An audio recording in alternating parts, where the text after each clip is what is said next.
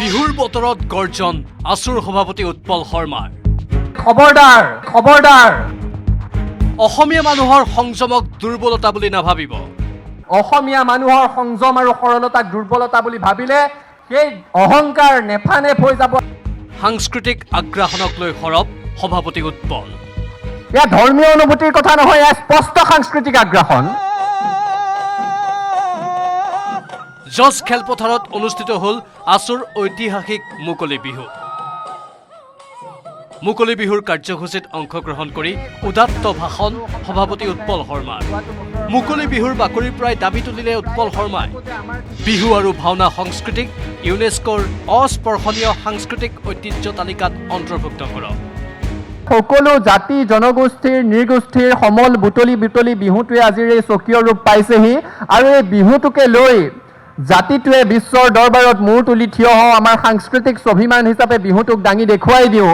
আৰু সেইকাৰণে আজিৰ এই বাকৰিৰ পৰা পুনৰ এবাৰ দাবী কৰিব বিচাৰিছোঁ যে অসমৰ বিহুটিক ইউনেস্কোৰ ইনটেঞ্জিবল কালচাৰেল হেৰিটেজৰ ভিতৰত অন্তৰ্ভুক্ত কৰিব লাগে। অসমীয়া জাতিৰ স্বাভিমান, অসমীয়া জীৱনৰ ৰূপৰেখা, বিহু সংস্কৃতি আৰু ভাওনা সংস্কৃতিকো ইনটেঞ্জিবল কালচাৰেল হেৰিটেজৰ অন্তৰ্ভুক্ত কৰিবলৈ চৰকাৰে ব্যৱস্থা ল'ব লাগে বুলি আজিৰ এই মজিয়াৰ পৰাই পুনৰবাৰ দাবী উত্থাপন কৰিছোঁ। ভাষণত উৎপল শৰ্মাই তুলি ধৰিলে সাংস্কৃতিক আগ্ৰাসনৰ প্ৰসংগ। এয়া ধৰ্মীয় অনুভূতিৰ কথা নহয়, এয়া সাংস্কৃতিক আগ্ৰাসন। আমাৰ মানুহকতো শিৱ আৰাধনা কৰিবলৈ অসমীয়া মানুহক শিকাব নালাগে, কিন্তু আমি ক্ৰমশঃ আমাৰ শিপাৰলৈকে সৈতে সম্পৰ্ক থকা এই আধ্যাত্মিক চেতনাবোৰ পাহৰি গৈছোঁ। আৰু এতিয়া আপোনালোকে মন কৰিব, শাওণ মাহ অহাৰ লগে লগে দেওবাৰে শনিবাৰে গধূলি আমাৰ অসমীয়া নতুন প্ৰজন্মটো মহাদেৱক বিচাৰি খোলা ট্ৰাকত ডিজে গীত বজাই ভোজপুৰী নৃত্যৰ তালে তালে নাচি নাচি মহাদেৱক বিচাৰি যাব লগা হৈছে। ক'ৰ পৰা আহিছে এই পৰম্পৰা? এয়া ধৰ্মীয় অনুভূতিৰ কথা নহয়, এয়া স্পষ্ট সাংস্কৃতিক আগ্ৰাসন। অসমৰ মুছলমানক আৰবী ৱাহাবীয় সংস্কৃতিয়ে গ্ৰাস কৰিছে নেকি? প্ৰশ্ন তুলিলে উৎপল শৰ্মাই। ধৰ্মসভালৈ বাংলাদেশ উত্তৰ ভাৰতৰ পৰা অনা বক্তা সন্দৰ্ভত মন্তব্য উৎপল শৰ্মাৰ।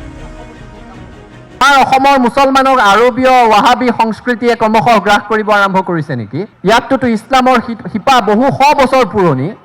তাৰ পাছতো ডাঙৰ ডাঙৰ ধৰ্মসভাবোৰত তাৰকা বক্তাবোৰক বাংলাদেশৰ পৰা মাতি আনে, তাৰকা বক্তাবোৰক উত্তৰ ভাৰতৰ পৰা মাতি আনে। তেওঁলোকে কি বুজিব অসমৰ শিপাৰ সৈতে থকা সম্পৰ্ক? তেওঁলোকে কি বুজিব আমাৰ অসমীয়া মুছলমান মহিলাই সূতা কাটি চাদৰ মেখেলা সৃষ্টি কৰাৰ কথা? তেওঁলোকে কি বুজিব যে অসমত জিকিৰ জাৰিৰ দৰে সমৃদ্ধ পৰম্পৰা আছে য'ত মোৰ মনত ভেদভাৱ নাই বুলি শিকোৱা হয়? ফাঁচী বজাৰ উলুবাৰীত অসমীয়া নিগ্ৰহৰ ঘটনাক লৈ গৰজি উঠিল আছুৰ সভাপতিগৰাকী। বহাগৰ বতৰত অপশক্তিলৈ সকিয়নি উৎপল শৰ্মাৰ। খবৰদাৰ! It's a green corridor from cultural aggression to psychological dominance. আমি সাংস্কৃতিকভাৱে আত্মসমৰ্পণ কৰিছোঁ কাৰণে মনস্তাত্ত্বিকভাৱে আধিপত্য বিস্তাৰ কৰিবলৈ সৃষ্টি কৰিছে। নহ'লে কাৰোবাৰ সাহস আছে ফাঁচী বজাৰত অসমীয়া জীয়ৰীৰ কাপোৰত হাত দিবৰ কাৰণে? কাৰোবাৰ সাহস আছে বাহিৰৰ পৰা কৰ্মচাৰী হ'বলৈ আহি পেট্ৰল পাম্পত অসমীয়া যুৱকক গুৰুলা গুৰুলকৈ পিটিবৰ কাৰণে?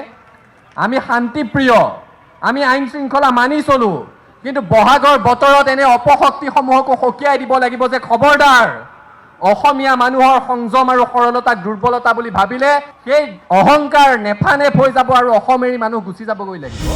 অসমবাসীলৈ বিহুৰ ওলগ জনাই আছুৰ মুখ্য উপদেষ্টা সমুজ্জ্বল ভট্টাচাৰ্যই ক'লে, অসমত খিলঞ্জীয়াৰ প্ৰভুত্ব লাগিব, সৰ্বকালৰ কাৰণে থাকিব লাগিব নিৰ্ণায়ক অধিকাৰ।